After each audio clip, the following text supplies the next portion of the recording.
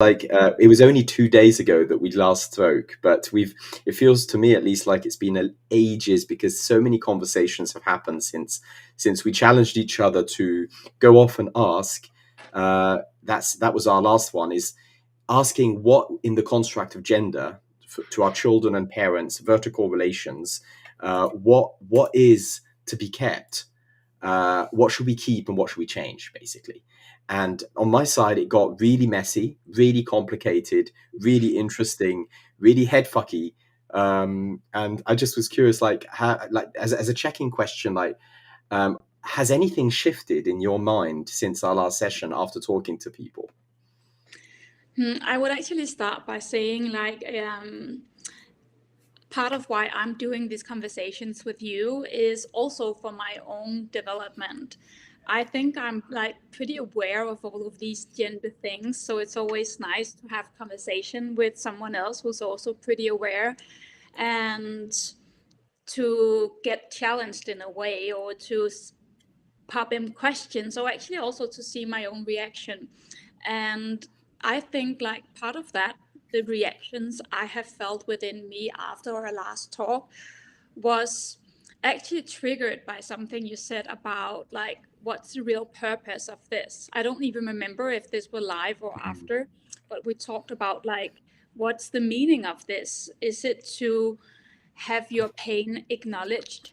And I actually realized, also having these conversations with my parents and kids, is like, I do feel a lot of pain that I feel needs to be acknowledged. And it is also personal, but also on behalf of, like, all humankind. And Mm, it was really interesting for me to see. And it also made me have a deeper, or even deeper, understanding on why this topic is so difficult. Because I'm mm, pretty sure, without being a male, that you have the same wounds, just different places. And these wounds are really not recognized, and they are so sore and infected. And I'm not perfect at all, but if this is part of what I do professionally and I'm still feeling it, then I think mm. this is really an issue that's also interesting. Wow. Thank you for saying that. I think it's radically honest of you to say so. I also have some pain to be acknowledged, and I think the whole level of whys on this conversation. One, on the personal, on the micro level, me, you, our own individual internal constellation and thinking, and in there is a certain amount of personal growth, personal letting go, personal processing, metabolizing, and therefore being acknowledged.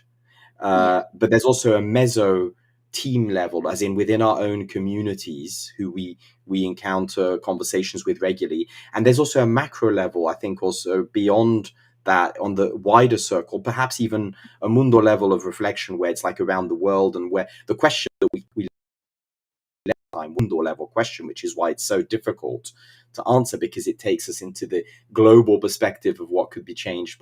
By the way, while I'm talking, would you just be able to check the settings and up the resolution? I think we might be able to get full high def on your picture, if it's not already the case, like we did last time. I'm wondering if that's or maybe it's now looking more clear, if it's already. But yeah, the why for me is also, like you, personal inquiry, a personal, like, first of all, look in the mirror, what can I change? So is there anything that you're going to change since we've last spoken? Because I can say for sure there was one thing I'm going to change, but what do you want to start? Yeah, but I can say it's kind of like the same thing, that I will be absolutely more aware. And actually, I think that I can meet men, or the masculine, with more empathy, because it was a realization that it's to be honest, it's kind of hard not to get triggered. For example, Mm, we had the talk with the rape, and I felt that that was kind of like getting me a little bit there, like, hey. So mm, not to go into the pain, because, like, I don't think that we are going down the mountain we talked about last time, about us as sexes being on each mountaintop, and mm, mm, mm, insisting on having these acknowledgement of pain isn't the way to get down there. We need to really heal ourselves. So for me, like, what I'm going to change is absolutely to bring more awareness into this, and be even more self-reflecting on, like, what part of me is actually reacting right now when I am in some kind of gender, not conflict, but discussion or awareness, or see how it's played out. Mm. I think for me, it's going to be about the thanking for the thing that I judge. I judge very quickly when somebody is not willing to have a conversation. I'm a communicator. I've spent my entire life studying communication behaviors. For me, it's so obvious that these issues are non-issues when they start to be talked about. That when we actually, and this is something that comes from, for example, in the teaching profession, when you look at teaching, like we know that a lot of misunderstandings are down to the teacher's bad framing of a topic, or in a conflict, generally it comes down to people not having spoken about the real assumption and needs. So to me, like, it's always very obvious that let's just talk about it with the kind intention of understanding and empathizing and respecting each other's differences and being complementary. And where I get triggered is when somebody just goes, actually, I don't want to talk about it. Because either I cannot, I don't feel comfortable, I'm unwilling, I'm feeling too much emotional turmoil and anger about it.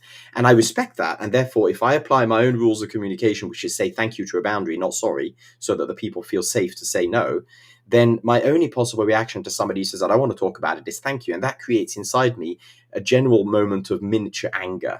I feel like, how isn't that just the definition of privilege, of not talking about it? And isn't it often the men who don't want to talk about it? Because in the people I've talked to, generally, it has been, all of the people I've talked to have been women. The men have actually either not said anything or said, I don't feel comfortable. And so what I'm going to change, note to self, and those of you listening, if there's any of my dudes out there listening to this who haven't answered, I'm saying, I thank you for not answering and I thank you for the boundary, but it does trigger me. It does trigger me because I feel like that is actually part of the problem, is not talking about it, even if it is uncomfortable. I think that's the mark of privilege, is being able to say, no, I don't want to talk about it. And so in that sense, I agree that there is a mountaintop and we can't really do much from the top of the mountain of our high. There was this Instagrammer this morning that I saw, I think he's this Finnish, Shiko Muya official. He was saying there was this idea, he's a black dude in Finland, so he's very often talking about racism. And he said, like, there seems to be Olympic of, what did he call it? The Olympic of entitlement of suffering or something. That it's like, if you've suffered a Yeah, lot, you have more right to speak about something. Like if I'm trans, if I'm a lesbian, disabled, trans Asian person in Finland, let's say, to be caricatural, I yeah, I somehow get have more credit to talk about it. Whereas yeah, me as a white male cisgender, I have little or zero credit on that. And true. that problem is, to me, the triggering thing at the moment is the non-communication, not just on a political level, but on in a family, personal, friend level. So that was my trigger. And what I'm going to change from the first conversations already is that I'm going to stick to the thank you for setting a boundary and learn to forgive myself for getting angry about that Mm. non-communication. It's kind of also, for me, I love that you share this, and thank you so much for doing that, because for me it makes so much sense. And because like what I kind of realized, and I'm jumping the gun a little bit here, is like from the conversations that I've had, I have talked with 3 women/girls and 2 men, is that the men were so uncomfortable about this topic and Mm, so scared to like say the wrong things, and the females were not. So that's also within what you said, but also it's like, it's not the things that we talked about, that we are talking about as a society about gender, that's the issue. It is absolutely the things we don't talk about. It's the things that we are not aware of, the things that are like luring in like the back of our mm, mind, or like not being spoken. That's for mm, me the real issues. It's not that I think that equal pay isn't a great topic, but it's like, it's just a branch. Like, let's go to the roots, and we are not mm, seeing or talking about the roots. So I feel that's pretty aligned with what you said, that we actually are not having the conversation that's the most important. mm. So here's now where we could probably just jump into last time when we did the debrief. you said like, oh, I don't mind getting more into the potential conflict and everything. So just as a word of framing for us to navigate this tricky conversation is that, yes, just like many men, I identify as a man and I get really uncomfortable about these topics because I've not had many of them in a way that hasn't been violent, that hasn't been blame oriented and pain oriented.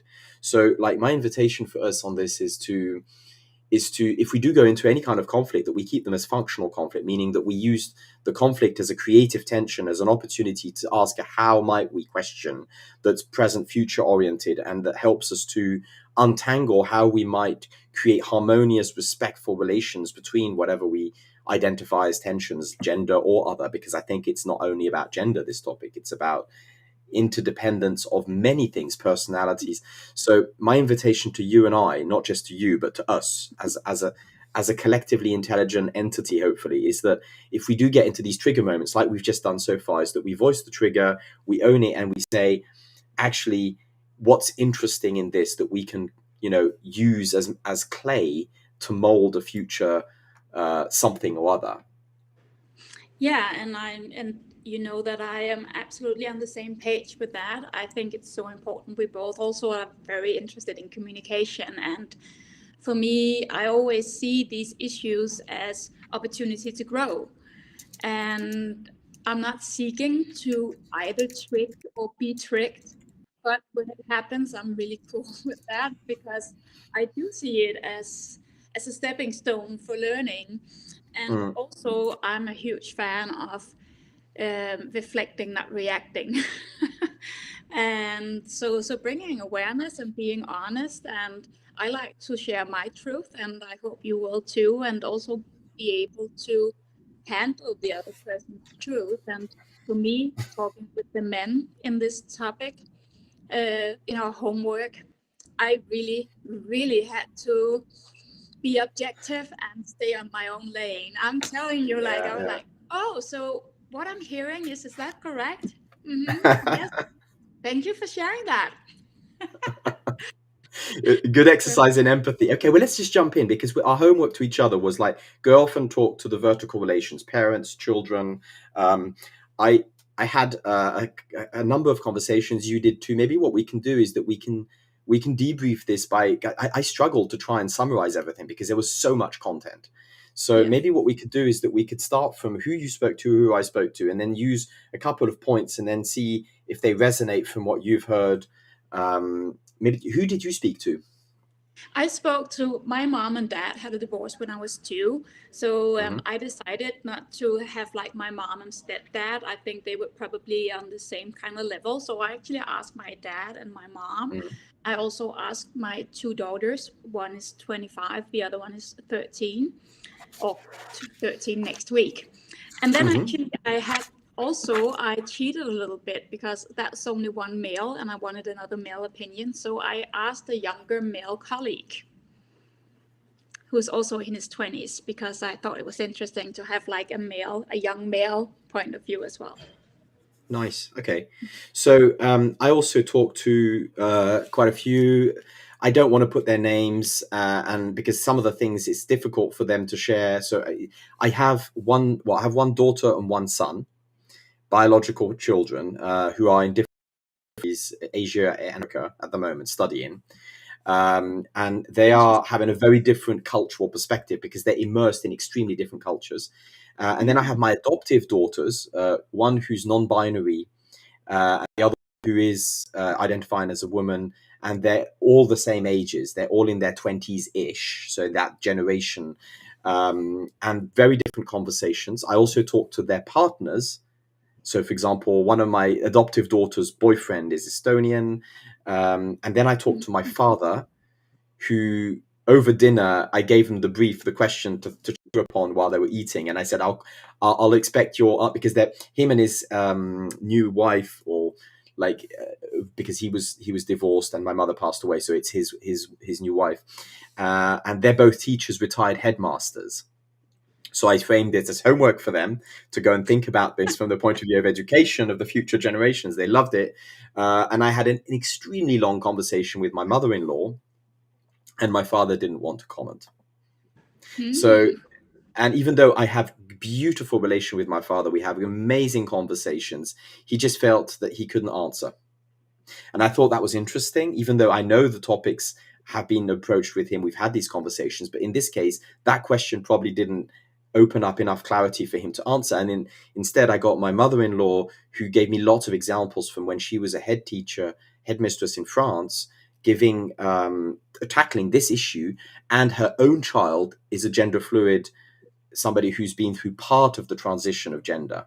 So Mm. she has been, the mother has been in a great like investigation of that ever since the 1980s, actually, before Wow. the day when this was actually fashionable. So those topics kind of, and my son didn't feel like he could answer.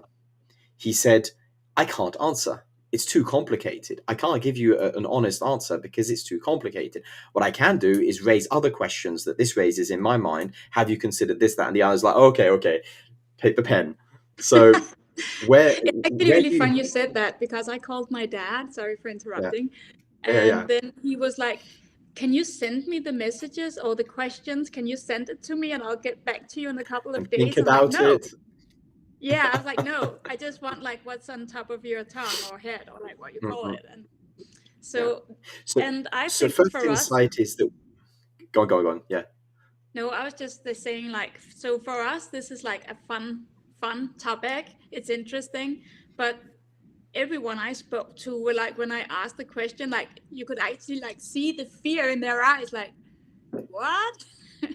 So this is like this is deep questions, and questions Mm, that are so inflected with so many feelings, and also perhaps a bit of fear. mm. I think that's a really good insight to just put, like, it's an obvious one, but it's not only a difficult, complicated question, but I think it has a lot of fear attached to it. Yeah, Fear of being judged, fear of being wrong. And like from a communication perspective, it's very obvious that it's one of the most close to the ego. By ego, I mean like identity, so yeah, that yeah, we identify to something and take it so seriously that we're afraid of talking about it because it feels too intimate, too close to our own egos. And just like personality can be a tricky topic, or disability or non-neurotypicalness, being on the spectrum, can be difficult for the mhm, same reasons. Is that I identify to be in ADHD, or I identify to be in a woman, and those then make it difficult to step back and look at ourselves objectively and go, what does it really yeah, mean in terms of our yeah, behavior? Where do you want to go? What was your first, from what who you spoke to? What was the first yeah. thing that popped up? I spoke with one of my daughters first, and I think like for me, I was thinking like if I should give some context. I actually think I won't. Mm-hmm. My oldest daughter, she said that living in a male-dominated world, she didn't see anything worth saving or holding on to at all. And then when I asked her like, what would you like to change? And I don't know, for the people who've seen the Barbie movie, which I have and I love it, there is like this dialogue or monologue by America Ferrera, where she speaks about all the double standard there is for females. Like there is an expectation for us to take care of our family and stay at home, but also we need to be boss babes, bitches who have a great education. We need to be in charge, but we can't be too direct and masculine. We need to be soft, but we can't be too emotional. We need to be pretty, but if we are too pretty, we can't be intelligent. And like there is all of these things that society have, as he Mm-hmm. explained, and I agree, is that it's so difficult being, that's one of the things that are really difficult about being a woman, that you really can't do it right in the eyes of the society. There will always be someone who's like freaking out, or like saying that's not feminine, that's not right, or you are too something. And it really doesn't matter. Like if you are like I'm growing up being a virgin, then you're a prude. If you are sexual free, then you're a slut. It's like we Mm-hmm. really can't make it right. Yeah, yeah. So yeah, that was her perspective. So there was not much. That was interesting because I had a very similar echo. Is that very little was what do we keep. Yeah. But that was, I think, partly down to how people are defining gender. Because so, by the way, I don't know if you've seen the documentary I posted last time, Beyond Men and Masculinities, but I think in that documentary you get exactly the picture of what you've just drawn about women Mm. for men, which is Oh, that men are, no matter what you do, you're either too dominant or too meek. yeah. If you're kind, you're seen as being feminine and meek and being a standard that society puts on your table. And if you're too dominant, you're seen as a toxic male, and Mm. therefore you are in a little box on a tightrope, being able to do very little because you can't show your emotions, you can't talk about your emotions, you can't talk about these topics, you should just act on them. And if you don't Mm. know how to act on them, you're then basically not doing anything and you're staying in your comfort zone. And also, of course, then the huge toxicity of parental models being put onto you, where the parents passing down to the next generation their own insecurities, pains, and traumas. So that documentary, by the way, is really interesting to watch for every gender, because it talks about the invisible aspect of patriarchy, which is not talked about in media as much. So I could echo that. But again, if we come down from what is the positive, I didn't get anything. My mom had a really good one. What did she get? She said like she loved like the gentleman thing, like holding the door, paying the bill. Like my stepdad, he always like opens the door in the car for my mom. So like all of like the old-fashioned gentleman traits. She said Yeah. like she would be so sad if they were gone. But it's interesting you mention that, because my daughter, who was then, she was interviewing her friends. She was also having these conversations in parallel without knowing that we were talking about this. And she said to me, I had to say, the one thing I would like to change is the hypocrisy of some girls. She was talking to some of her friends who were very international, grew up in very reactive, old fashioned societies that were very gendered, who then grew up in Sweden and studies in Jakarta, so very international bubble. And she said, like, she's like a feminist. She's fighting for gender equality, but she's bitching about her boyfriend not paying the bill. Yeah.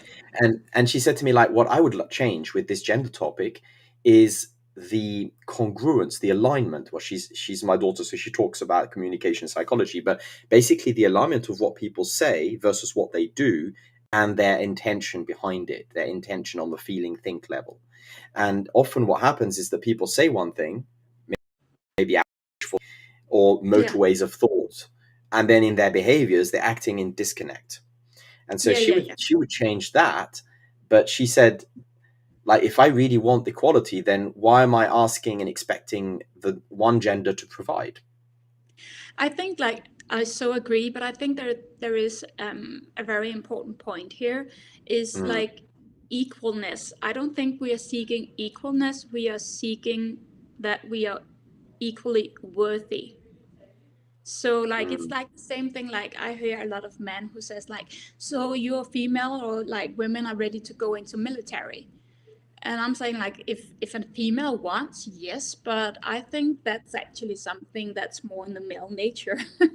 mm, um, mm, so it's not that we need to do the same thing. I don't think we need to be measured by the same standards, but it's that we are worth the same.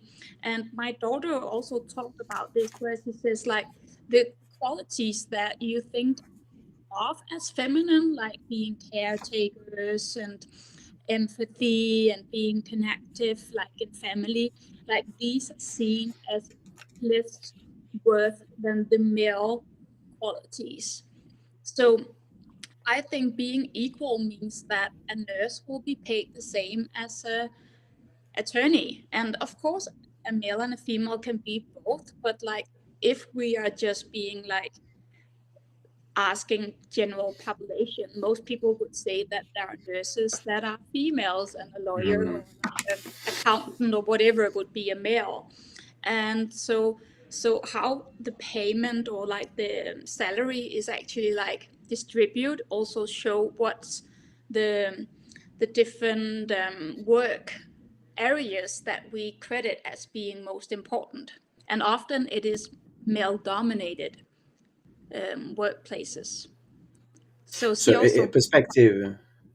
Sorry. A perspective that just builds on that, and we can just keep interrupting each other. I think it's fine because we're in Yeah. a dialogue here. But my son, who's in Egypt, he's taking a lot of lessons on culture, and he wants to be into diplomacy, so he's very aware of conflicts and intercultural issues. And he said to me, like, here the topic of equity is way more visible, and gender equity is about the basic needs that are different. So it's starting from an acknowledgement that there are differences, but using those differences as a legal justification for fairness rather than fairness on the basis of equality. So he said, Yeah. he gave me two examples. He says, like, if you compare Syria to Egypt on divorce rights, in Egypt, different type of society, but in Egypt you have a different way of compensating if you divorce the woman. And I might get this wrong listening to this, Emperor Tariq or any other Egyptians, please correct me, but he said that you as a woman would then get the house de facto until all the children are married off and the man doesn't have a say. And that's an example of equity based on the Yeah. fact that the woman doesn't have as much access on the workplace, Yeah. and so on. And in Syria, a similar scenario where the actual compensation is assuming that the woman would want to stay at home and child rear as opposed to go off into the workforce, is therefore built into the legislation where they compensate that by giving the woman more. Now, I'm not saying it's right or wrong. I'm just saying that that highlights that in the conversation, we cannot only talk about equality, we have to be able to talk about equity, Yeah. which accounts for what is reality today, not what is the wishful thinking of tomorrow, where everybody has equal access to all the jobs and gender is not an issue. It might be one day, but right now it is clearly not the case Yeah. in many parts of the world. So equity, I think, was like one of my takeaways from talking to them as well. Yeah. Yeah. One I more. absolutely. Go, go, go, Go. go, go. No, I just wanted to say that I agreed, and then I wanted actually to add something new. So if you had something more on that specific Let's thread. jump. Let's go in. Let's go in because I think I had also some. I think the longest conversations I had was with my non-binary daughter and my mother-in-law who's been teaching and child raising a gender fluid person. So, but maybe you go into where you Yeah, were but naturally drawn actually, to. what I wanted to share was that the male actually had a lot of things that they liked about living in a male-dominated world. Mm. And my dad, he said it. In a way, I think it's quite funny, and then absolutely not. But what he said, like, was that two captains on the same ship will never get the ship in the harbor. So he thinks that society needs to be led by either male or female. And he thought that we had different strengths, and the male strengths would be like logic and reason, and the females would be like family and feelings, and that a world would be run more smoothly if it was ran by men. That just reminds me of what I was reading last night. I'm currently rereading this book called The Mythology of Sex. So Yeah. it's a historical account of the gender and sexuality topic down to 20,000 BC, meaning from prehistory to history. And the author is a woman. She's a therapist, and she's specialized on gender studies. And one of the things that came out of that is that she starts her book as a disclaimer. She says, "It's a really tricky topic to talk about. I'm writing a book Yeah. about it, and therefore I'm going to use when I say masculine and feminine, I'm going to go back to the metaphorical view of the biological construct, which is the womb-like qualities being the feminine, containing, relating." And the penis-like qualities of external focus and slightly somehow confronting the world with a single mind. Like, and she says, I know that some people will criticize that view of gender, but because, of course you can change gender and your biological gender can still be the same while you do a gender change and so on. There's so many different levels at which we can get confused. the Yeah. the, the takeaway from that was that sexuality and gender need to be carefully set apart, because we often then bunch, and when I mean sexuality, if we extrapolate, the polarity of dynamics between lead and follow of people, which are in the workplace, which are in politics, which are about decision making, are also confused with those qualities. So then we say a masculine leader, feminine leader. What does it actually mean? I think we can both agree that Margaret Thatcher was a masculine leader. If we define masculine as the traits to do with what we just automatically assumed earlier, was that masculine is more rational, feminine is more emotional, and I think that to me is a fundamental problem, actually, because then how does a man tap into their feelings in a leadership role, and how does a woman tap into rational, pragmatic ness in as a leader? I don't If we see that as a gender problem at those. all. Because like I think to be really balanced is to embrace everyone, I believe, have masculinity and femininity inside of them. So how we kind of like it's like a scale, and everyone is different, and you need to. And I think that doesn't matter what sex you have on the outside. I believe for me that I was born as a female because I need to have more weight on the female. I so respect that not all people feel that. That's what my truth is. So I feel no matter what you are or are not or identify as, it's about finding your own balance within the masculine and feminine. So that the idea of balance came out as well with um, my mother-in-law. So she talked about being a teacher and a headmistress. So she said in France you have this tradition of when somebody does something wrong, you do a conseil de discipline, which is like a disciplinary council of teachers, sometimes parents and student representatives, and then you basically tribunal the person, kick them out of the school or punish them in some way. And she said in her whole career she did a handful only. Many head teachers are doing them all the time. She did 3 in her whole career, and she said she didn't need them because her view on it is that it's about understanding the balance of complementarity.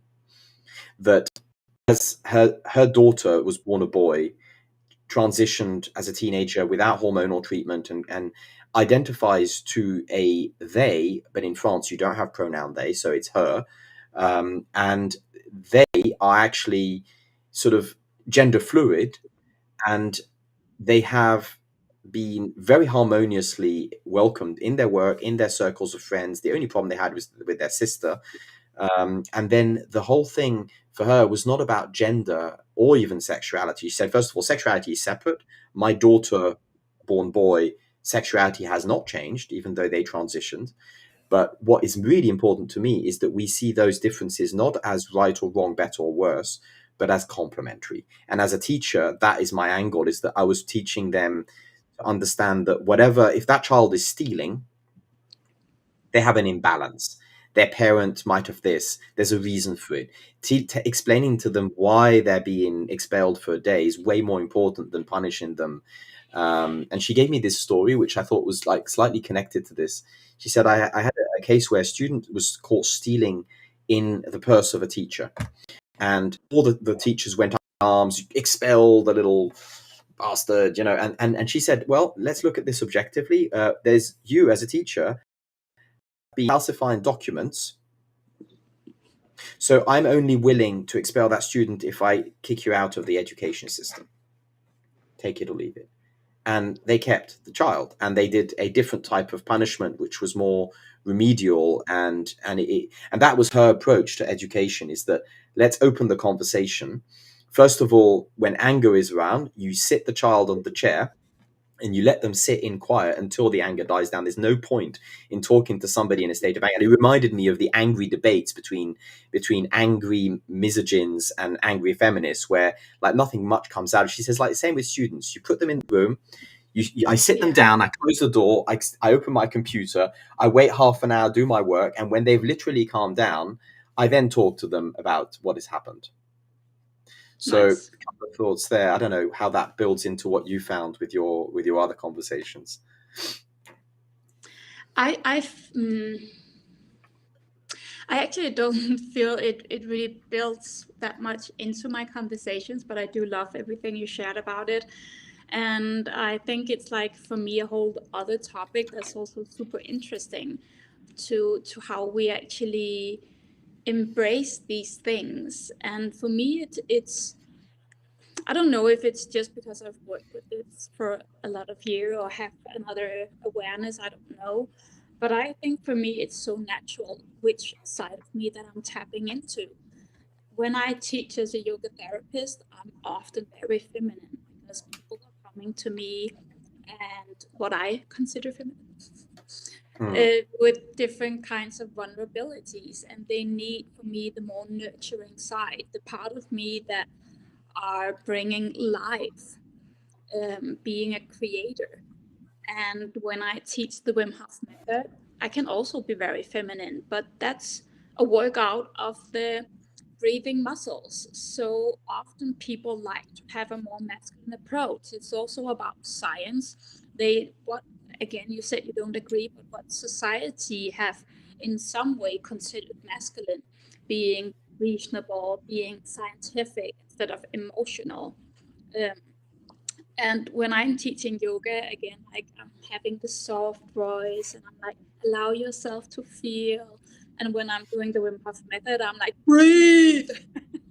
And it's more into the masculine, right?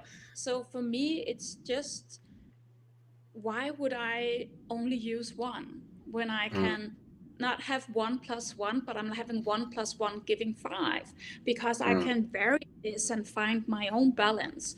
And I think having that empathy or allowing all the other things that clouds this beautiful ocean of potential, that having, I think, a more balanced relationship with your own polarity or whatever you identify as male, female, is a resource. mm. And I With think that, it's I was confronted to that question when running conflict workshops. So often people associate conflicts with, at first, men. mm-hmm. But then very quickly you unpack the conflicts, and there's a lot of also hysteria, masculine hysteria, feminine hysteria, which do look different. Um, and the what I do when I host a workshop that is about conflicts, or particularly when I'm hosting a conflict mediation, is that I'm often having to address this idea that the masculine hasn't got that kind, protective, what we often call feminine characteristic, empathic, kind.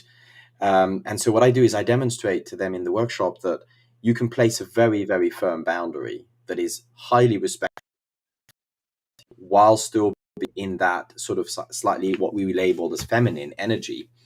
But it's associated with the masculine, putting a boundary. Historically, it's the men who cut, who even in the runic systems, there was this idea that some of the runes denote that the man is the one who's transitioning between the one phase of life and then the other through their like cha, that energy is often been historically associated with the man. But I think also midwifery. So sometimes I play with this and I say, I'm like your midwife. You have a tension, you have unfulfilled needs, you don't know what they are, and you're trying to collectively find them out so that you can collectively find a solution that fits everybody's needs. I'm like a midwife of that. And they look at me and they go like, you what? And so like I definitely align with you on the idea that it's about finding your own internal masculine and feminine and tapping into them and just being able, perhaps with a certain amount of fluidity, to use them in behavior. Then but it still doesn't change the fact that it's almost like nobody really wants to have those labels. But this opens up a paradox. Like, one of my adoptive daughters says, like, I just want everybody to be happy. We're talking a lot about trance. I totally understand why we're talking about it. I agree with a lot of the points, but I think there's too much conversation about it, and we should just be able to just get on with enjoying our own, a bit like what we just said now, being happy who we are with whatever we have inside and just get on with it. My other adoptive daughter, who's talked about um, gender post-genderism, was talking about, well, basically what would happen if you just remove the whole gender thing and go into more like a differentiating on the basis of having the choice. She used the metaphor of having a door in a room. Why don't we just have all the doors equal, and we can just choose any door we want and go and curiously explore them and not have hidden doors or locked doors? Yeah, and Yeah. this is actually really aligned with what the two males that I interviewed said about what they wanted to change. Because my dad, at first, I totally didn't get it, but he started like, my dad, I always thought like he would be the best ambassador. He worked with like computer security, so it's not even close, but he's always like on one side and the other one, and being like very analytic and like from one side and the other side. And but what he said here, when I asked like what's not good about the male dominant world we're living in, is he started to talk about dictators. And I totally did not see like where he was headed.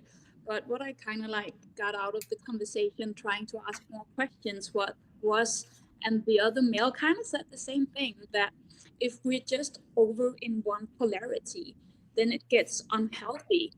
And I really don't feel comfortable calling it toxic masculinity, because I think like that's such a bad label. But what they said was that if it's just male dominated, then it's missing something, and that can evolve into being one-sided, like a dictatorship, or just like loneliness, or like using like, I don't know if that's an international expression, but in Denmark we have like, you have sharp elbows, like you're pushing your way up where you want to go.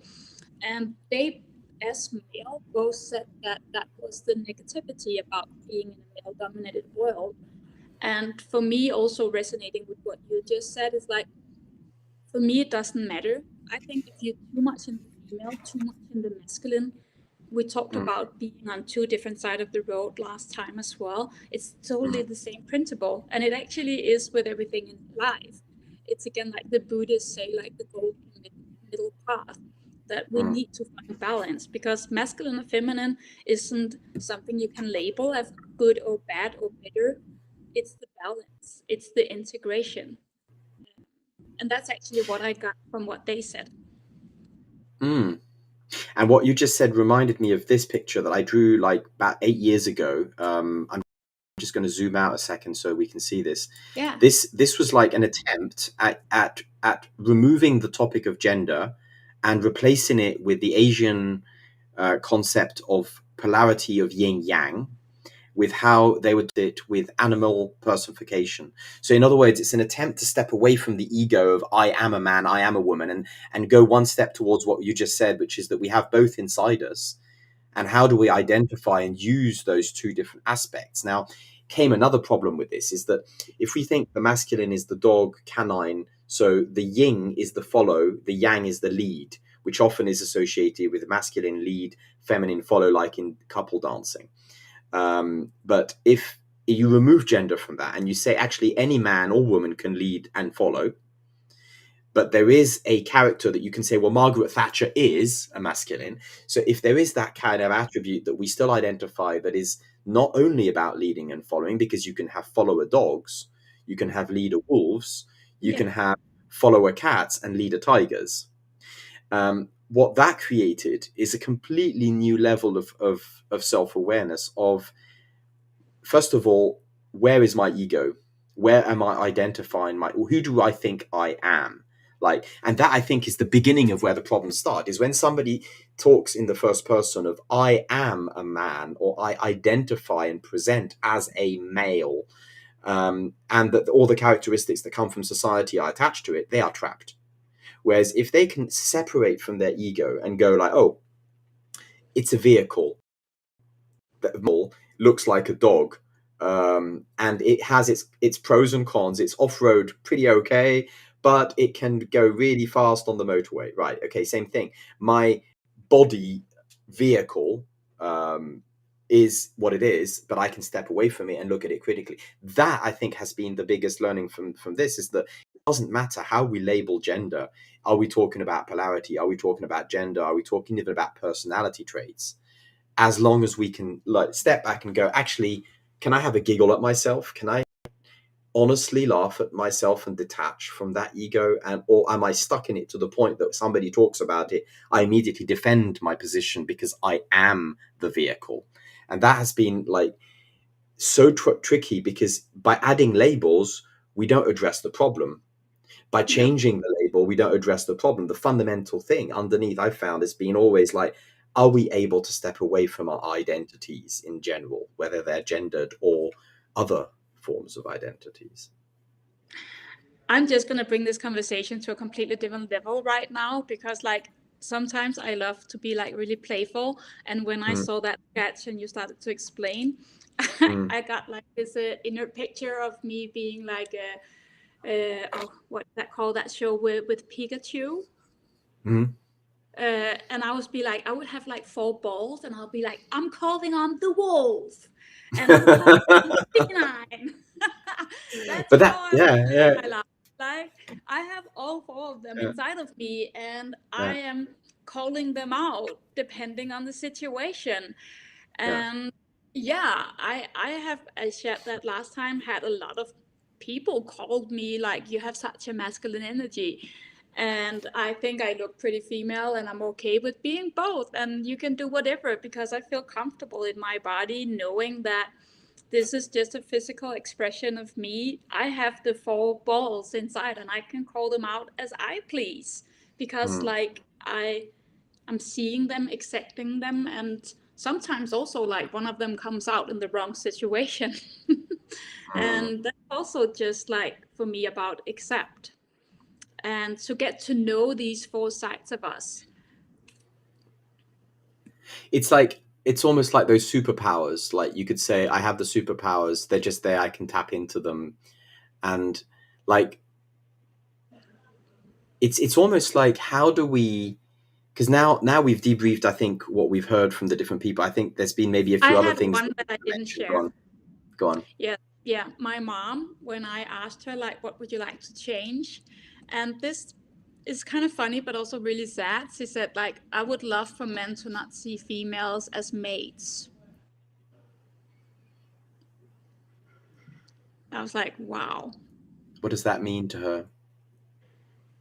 It means to her that she feels that she has to do everything domestic, and it's just something that's expected.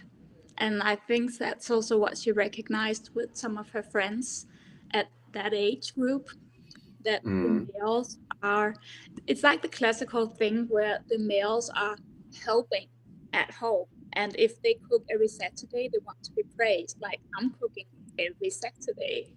I'm mm, really mm, helping her, instead of this being something that's joined and like you're not helping, like you're part of it. Come on.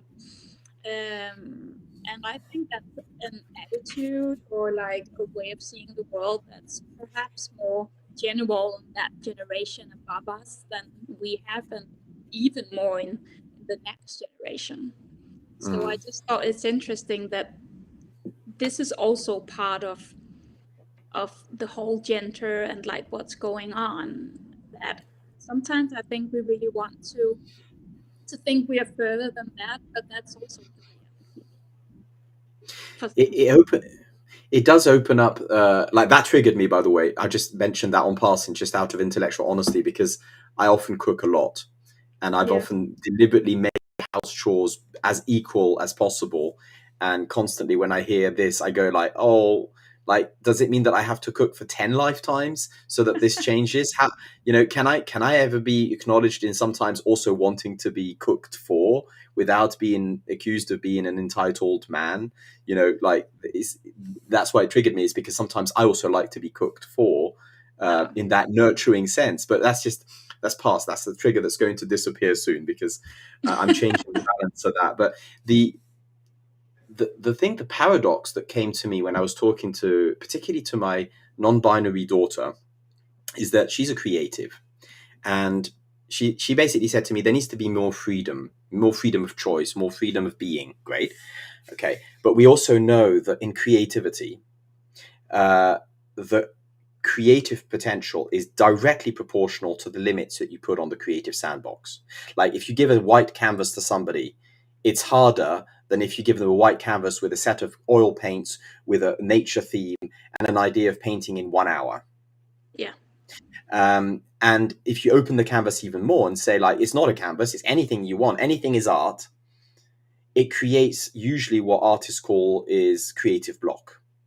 And I've worked with creativity for 25 years, and I've seen that in practice, that people don't like boundaries because they see it as a lack of freedom. They don't want the boundaries because they're like, I'm an artist, I'm free. But Yeah. actually, it's those very boundaries that create the yummy creative outputs. And the paradox I noticed is that, well, let's apply that thinking to gender. If we remove all labeling, and if let's imagine that we can redraw a society where gender doesn't matter, it's just like personality. You go to a place, you measure your personality, you measure your gender, you might have some equity based advantages, women, men, introverts, extroverts, they're all on the same level of awareness. But then is the creative potential that being thrown out the window? Because with creativity, the restrictions is what creates creativity.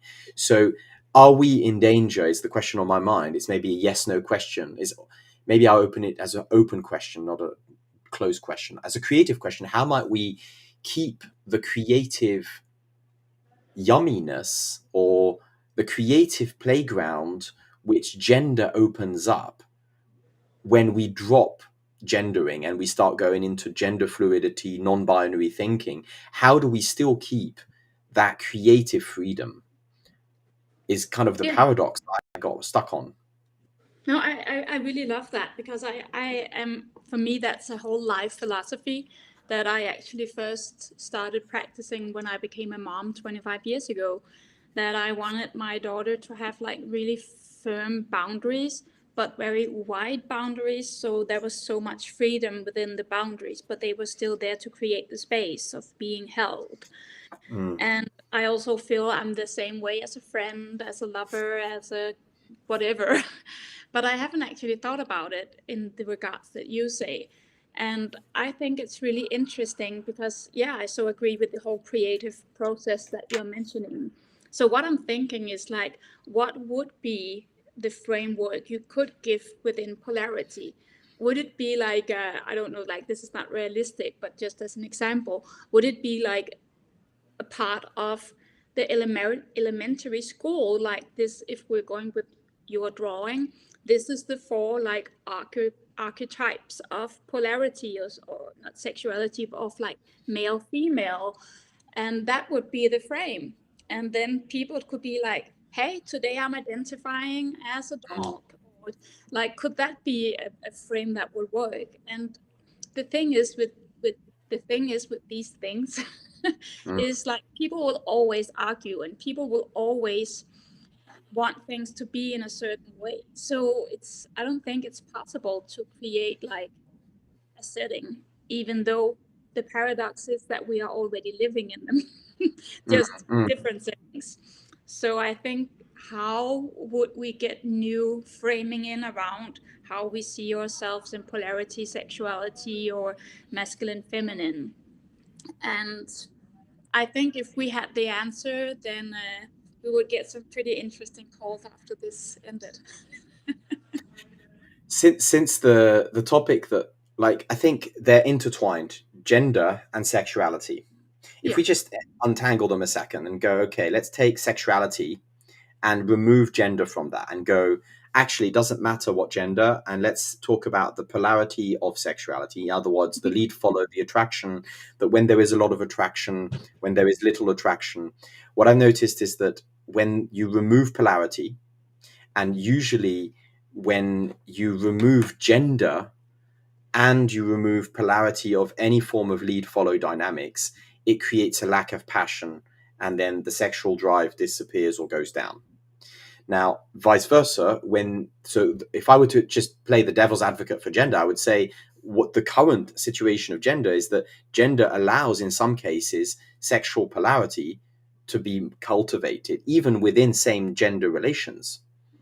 Um, so if we were to remove the gender construct from it and keep only the polarity in the sexual play, then perhaps one way of answering that question would be that if we remove gender, we need to start bringing a higher awareness of what is lead follow polarity that creates that yummy sexual tension between people, which is, well, some could argue it's not necessary because we're overpopulated and we only should have sex to have babies, and therefore we shouldn't cultivate polarity. It's only procreation. But I'm more of the opinion that sexuality is a spiritual life force that is more than just creative, and therefore Yeah. for learning about oneself and the other person. You were going to say? Yeah. No, I totally agree. And I feel like once again, we're moving into a field that's perhaps I'm seeing the time not to like restrict ourselves. We're almost about an hour. And for me, Yeah. this is like a topic that could be several hours as well. And Mm, I'm just saying that I totally agree with you, but also I feel this is because both of us have a knowledge. We have both studied this topic, have literally educations in it, and mm, have awareness and also experience with it. But I think mm, for most people, this is something that is completely new, that there are different polarities within sexualities that's not related to your physical body. mm, And mm, also, I think like a lot of people's sexuality is on autopilot. Like somewhere around like 16 it stopped, and they're just like repeat, repeat. It's literally like press play. They don't mm, question it. It's still, it feels good. Like, why not? Instead of like really exploring it. But I remember also when I first started to get involved or like curious about like the physical part of Tantra, I had experiences where I was like, you can't really explain this to people. Like, it's like you drank milk your whole life, and all of a sudden, someone is serving you a coffee or a cacao. And like, wow, I only thought they were milk. You cannot mm. like, how would you even imagine that there's coffee or cacao if you only had milk?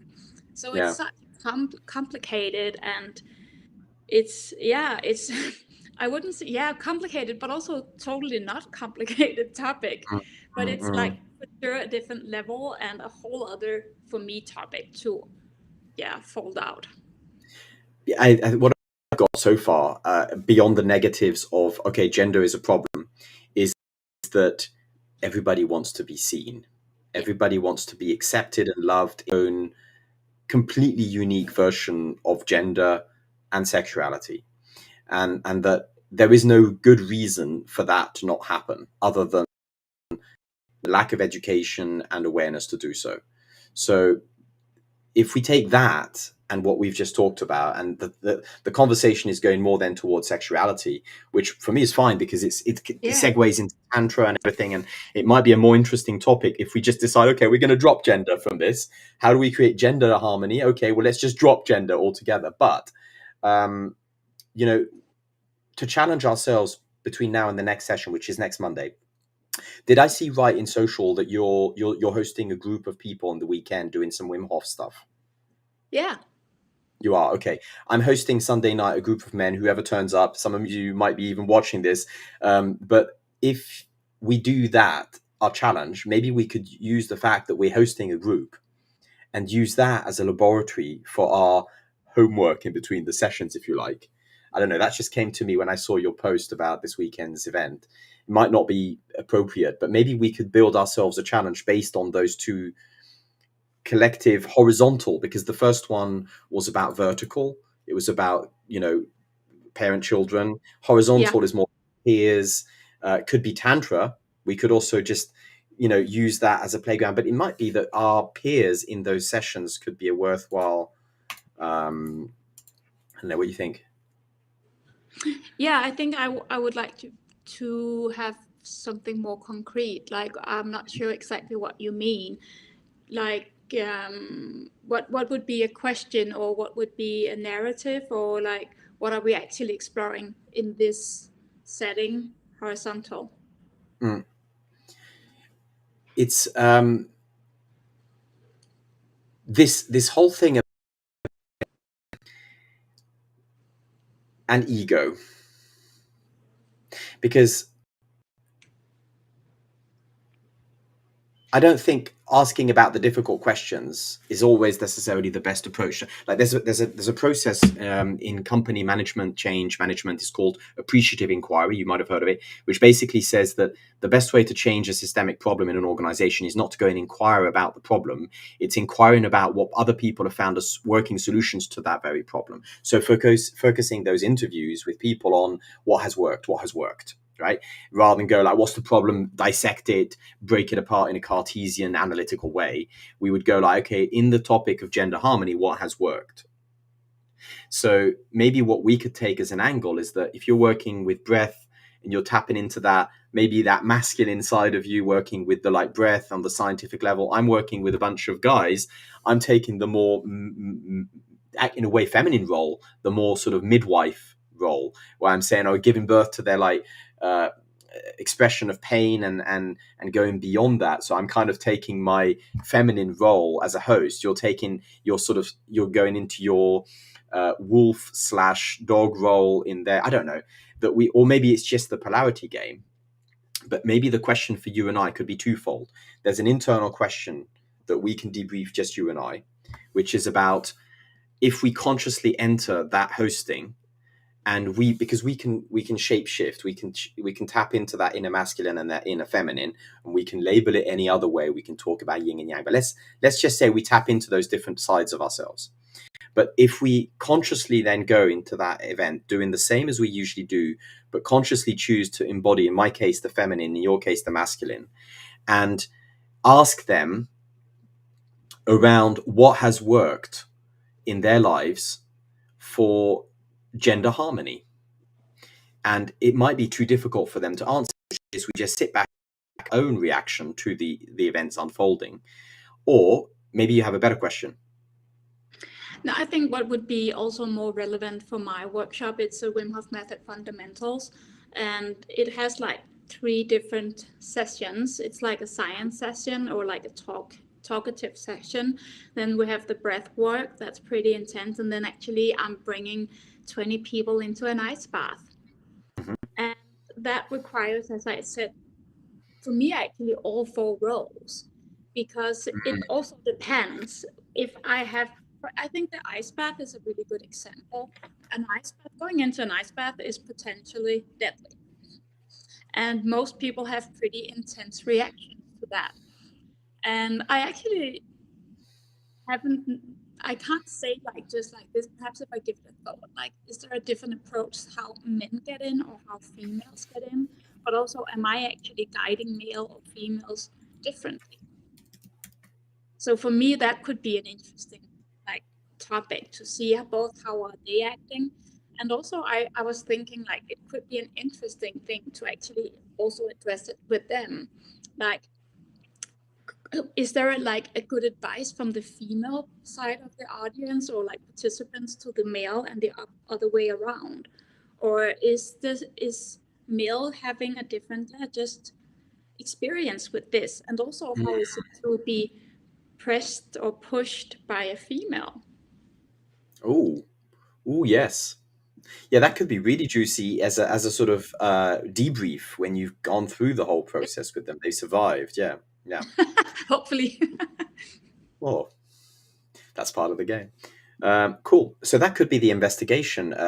That could be the practical side of it, because as you're hosting, of course, you have to be present to the group. That's the primary focus. And I'll take the same as what you just said. I actually tap into all the different sides of me as well. Hosting. Yeah. There's the showing side. There's the very like challenging side. Right, come on, guys, we're gonna do this. It's a bunch of dudes who are like sometimes need to be shaken up and challenged. So yeah, I think I will ask them, how would it be different if I was now hosting, and I would be hosting you as a group of women, or how would you feel if I was a woman in hosting that exact same thing? I think those 2 angles are very interesting, and we can debrief that on Monday in our next conversation and see where that goes. By the way, that next conversation is about talking about the horizontal, so we can then follow that up with creative questions that we might end up dropping the whole gender construct altogether and making something else take the stage. Let's see. As a checkout, Gitte, for today, since this is part 2 of 5, did we get enough conflicts for your liking today? As a checkout question. Yeah, and I love that you asked that. And I think like conflicts have lots of different phases. So did we have like a heated debate? No. Did we trigger each other a lot? I actually don't think so. But I think that the conversation we had today had more edge than we did last time, in my opinion. So for me, that's also a level of conflict, because I hope that this will like have small loving daggers sent out to people that would like, keep working. Like that hit something inside of me that I'll keep processing or changing. So in that way, yes, absolutely. And as you said that, there was a comment on LinkedIn, an anonymous comment that says, like, just jumped into this conversation and heard that many people's sexuality is on autopilot. Wow. Like a little nugget from what we were talking about earlier. So yeah, thank you. For me, it was there was definitely enough of my head. Perhaps this is the reflection of me being in that gender of being uncomfortable about talking, but Mm, it's super challenging, but it's really interesting. And I'm my takeaway from today is really that it doesn't matter the level of conflict or challenge, is that I feel grateful to be able to have that quality of connection with you. We've not even met face to face, no, yet. and we're having this like level of conversation which is more deep and meaningful than I can have sometimes with family, friends, lovers, because it's so raw and authentic that I feel privileged and grateful about that. And so that's my takeaway from today. So thank you, Gitte. Oh, thank you. That's really beautiful. And likewise, I'm so enjoying this, and I feel so inspired by our talk and about also like your point of view and like how you're presenting things and your presence. So thank you so much for that as well. See you next Monday. I will send you the links and add on social all the content. See you all next Monday, 11 o'clock. Ciao. Bye.